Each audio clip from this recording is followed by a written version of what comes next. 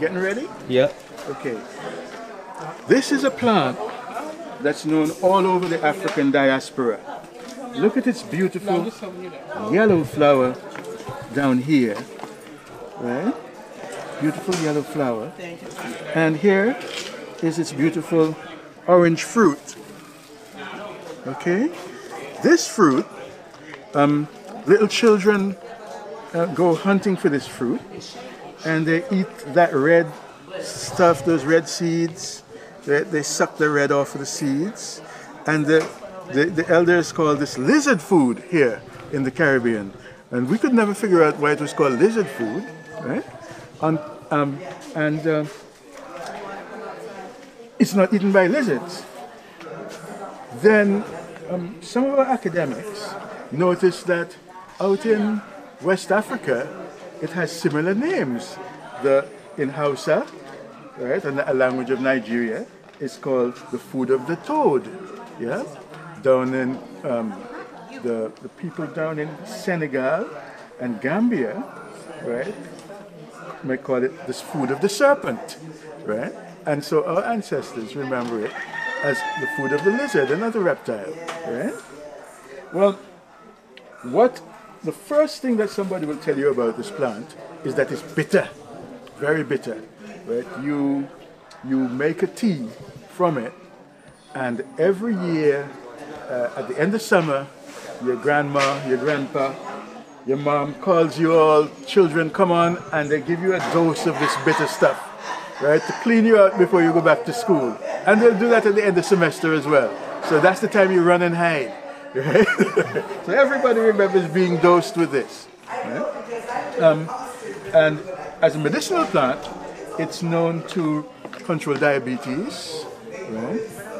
Its other name, in sort of a secret female name, right, is called maiden's blush, because women use it at just about the time they have their periods, and especially if you have long, painful periods. This one will cause the womb to contract and expel the blood faster. So you might have a day or two shorter, right? And that's real nice. Too much of it, you could probably have an abortion. Okay? Now, spiritually, this plant has a good reputation. So, the kings in Ghana wear it around their necks to repel evil, right? They called it in Ashanti, in Fanti, in Ghana, on the Gold Coast, it's called Ninya, right? The Ga people, their neighbors, the Gadagme, people of Gadagme, will call it Nyanira, right? Or Nyanila. And then over in Togo, it's called names like, and Benin, it's called names like Asorosi Can, meaning Asorosi vine. And here in Jamaica, it's called Serasi. And over in Haiti, it's called Asorosi or Asosi. So you see where we hunted and hunted, right? And now we know where the name Serasi came from. It came from the Benin side of things, right? West Africa. Yeah, Benin and West Africa. You heard of the famous Benin bronzes, yeah? And then Benin is next to Togo, and Togo is next to Ghana, Nigeria. And on the other side, Cote d'Ivoire, Ivory Coast. So an Ashanti king in Ghana used to be buried wrapped in this over his robes. Right? When they come out on parade, right, some of the kings of the Ashanti, the other types of Akans, right, like the Akwamu, right, the Achim, right, they come dressed like this. And the Ga, this is actually one of their national symbols. So all around their coat of arms, there's a big wreath of this on any plaque that they have on the wall. Big wreath of their Nyanira, right, on the wall.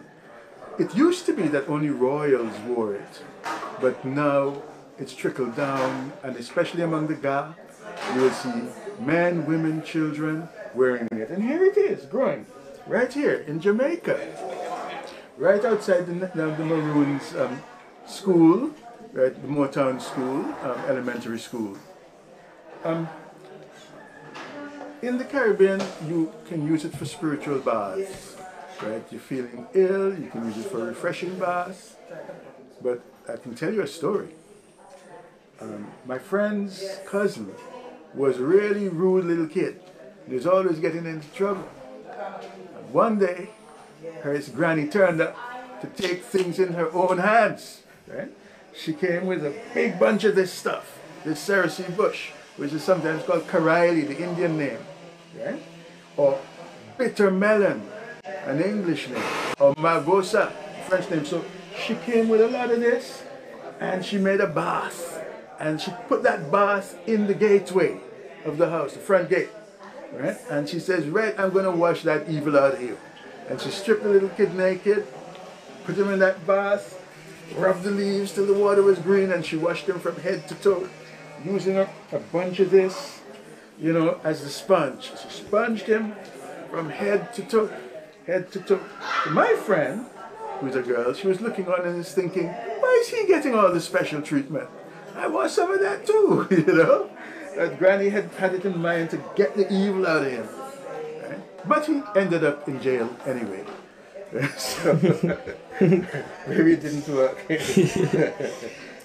So that's just a few things about cerasee, which the Spanish in Cuba call pun de amor, right? Anywhere that there are black people and it grows, black people are using it. In Florida they're using it, right? They're packaging it and drying it and sending it to New York, right? The Santeria people of Cuba just said, call it pun de amor. Many, many names. So the people who came from Benin and Togo ended up in Haiti, right? They call it, the names I mentioned before, Associ, and that name came all the way with them.